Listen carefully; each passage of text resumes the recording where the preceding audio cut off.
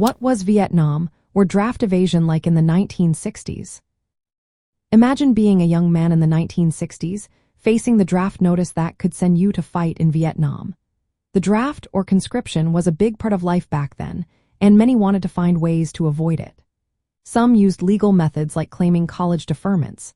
If you stayed in school, especially college or graduate programs, you could delay your service. Many students took advantage of this, which led to a surge in college attendance during that time. Other legal options included occupational deferments if you worked in certain jobs, or if you had dependents like a spouse or children. But not everyone wanted to go the legal route. Some tried more creative ways to dodge the draft. For example, some men faked illnesses or mental health issues to be declared unfit for service. Others would go as far as injuring themselves or using drugs to appear physically or mentally unqualified. There were even cases of forging draft cards or using fake documents to avoid registration. Some men adopted eccentric behaviors or cross-dressed at induction centers to be classified as unfit. Joining branches like the Coast Guard or National Guard was another tactic. These units were seen as less likely to send soldiers to Vietnam, but it was not a guarantee.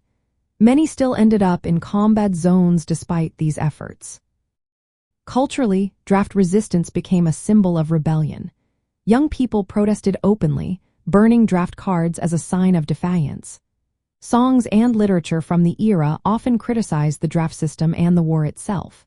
Some individuals chose to leave the country altogether, moving to places like Canada or Sweden to escape the draft. Others deserted military posts or went into hiding to avoid service. Across the world, similar movements appeared, like in Australia, where young men destroyed registration cards and organized protests. The act of resisting the draft reflected a larger desire for peace and personal freedom, challenging traditional expectations of military service. Overall, draft evasion in the 1960s was a mix of legal maneuvers, risky personal actions, and political protests.